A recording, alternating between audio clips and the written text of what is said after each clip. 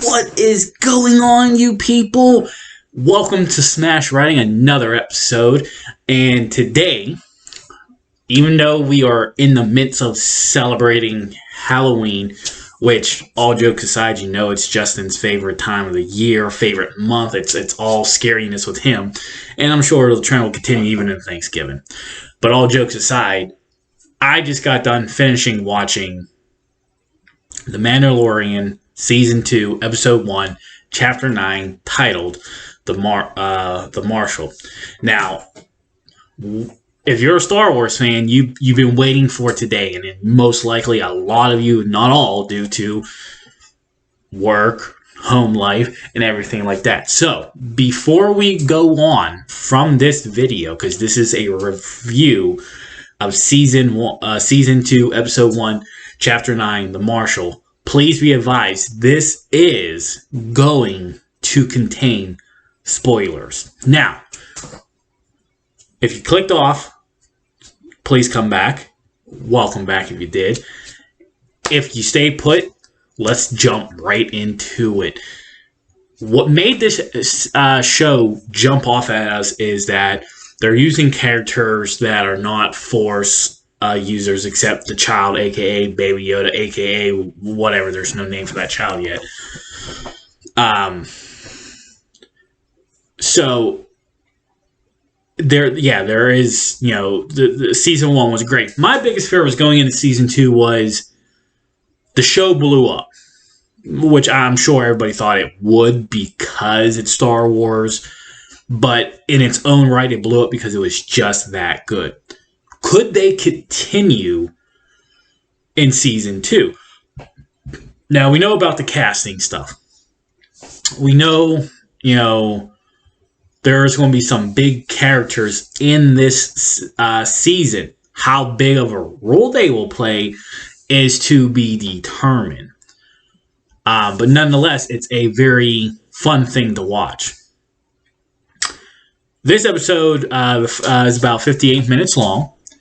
Which is, season 1 was actually between 40 minutes and 60 minutes. I believe one episode was over an hour, but who cares? It told a great story that kept you in touch and everything like that. So here we are. The first couple minutes of it was basically a recap because, in fairness, it's been 10 months since the end of season 1. So they gave us a recap. Gave us a recap of the exciting episodes that we got to deal with. Okay, boom. Now opening credits are done. The recap is done. We are now in full effect of watching season 2. Right off the bat, it starts with a kick. Mando is trying to get information to help him deliver the child back to its home planet. But in order to do that, he needs to talk to he needs help from more Mandalorians to get this child. So he's still trying to gather information on how to get this child back safely and everything like that. Of course, ironically, everyone who knows information is a lowlife, a criminal. So, boom. Within the first couple of minutes, we are now about to get our first action scene of the episode, which proves to be him being a badass fighter. Again, the difference was it seems like he has now learned to plan ahead and prepare himself for a trap. We often see he was good at getting himself out of a trap, but he wasn't able to elude the trap. This time he knew it was coming, and they did a little gambling comment exchange, which was a little slick.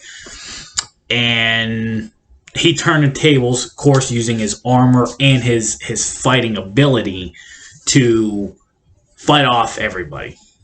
He gets his guy. Guy gives him the information that he has to go to none other than Tatooine to seek additional help and information. Of course, at this point, he has the guy who basically tried to have him killed, tied up, And he did promise him that he would not die by his hands, which he kept his word. The guy still died. Clever. So he traveled to Tatooine. And, there he meets one of his old people from season 1. She gets him a bike that he needs to go find this another Mando that could seek this information. Well, he goes into a bar, and first, you think, boom, Boba Fett. First 15 minutes into the episode, boom, right there. And you're like, oh, crazy. But then, as much as you get excited because you see the armor, you're already thinking, how did he survive? Yada, yada, yada. But then, they throw you catch. It's not Boba Fett that's under the helmet. It is a random character. Sorry, I just finished this. The character is called Cobb Vanth, and he is played by none other than Timothy Olyphant. I don't know if I'm pronouncing his name right, but a good actor. I loved his movies. He revealed that he got the armor by making a trade, and so it's his armor, though. Mando informs him due to the Mandalorian creed that armor belongs to him because he's a Mandalorian and Cobb is not. But they do work out a deal because Cobb is a good guy. He uses the armor for good, which they do agree to make a deal. And the deal is that there is a ground dragon that is destroying Cobb's village. And the only way he can keep trying to defend his village is with the armor. So he makes Mando make a deal where you help him defeat the dragon, he'll give the armor willingly. No problem. Well, now we do another callback because we see the Tusken people, the Sand people, or whatever you want to call them, and instantly call back to everything else. And you learn that the Mando can speak the language and make a deal since both sides, the Sand people and the Village people, want this creature dead, though they've had beef with each other, they are now going to team up to defeat this dragon.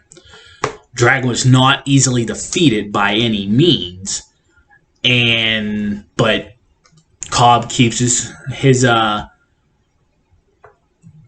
of the deal and gives the armor back. Because now the dragon's dead, so he doesn't really need the armor.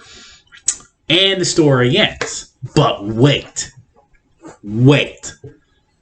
When all seems good, Mando and the child is pulling off with Boba Fett's armor. There's a bald-headed older man watching. That person is none other than Boba Fett himself. Now, we do not know how many episodes these characters will be in. We know the season's probably only going to be 8 or 9 episodes, if that. So they're going to tell a story right off the bat. Boba Fett might be a recurring character through the episodes and just enough to keep you enticed, because there's still another character. We ain't going to talk about that right now because it doesn't pertain to this episode. So now, my overall review already is that the show is doing a good job of picking up where they left off. Let's not worry about the walkout situation, the complaint there. And that could be a topic for another episode as a whole. Let's just focus on this episode. If every episode is going to be like this, then, to be honest with you, the show is going to be fully picked up where they left off in Season 1. The same magic that they had all through Season 1 is in this episode. So, a very great start to Season 2. there's nothing I can't complain because they're sticking with the same success. Usually, sometimes when you repeat use the same formula, you might not get success. However, currently, as of season 1, episode 1 of season 2, it worked. They didn't do too much bigger. They still threw in the Easter eggs in the treats for the hardcore Star Wars fans. Paid a little homage to their normal thing. So I cannot wait to watch episode 2. Of course, we all know Disney is not like other streaming services where they don't release them all. I do kind of like that format. Binge watching is nice, but not all the time. So, episode 1 of season 2, great. I'm giving it an A+. There's nothing that I could complain that could go to turn me away from it. Once again, if you have not watched season 1, please do get caught up. Season 2 looks like it's going to be a fun ride. I don't want anybody to miss an episode. I gotta get back to work. There's some more blogs and videos and podcasts to work on and stuff like that. Have a great day.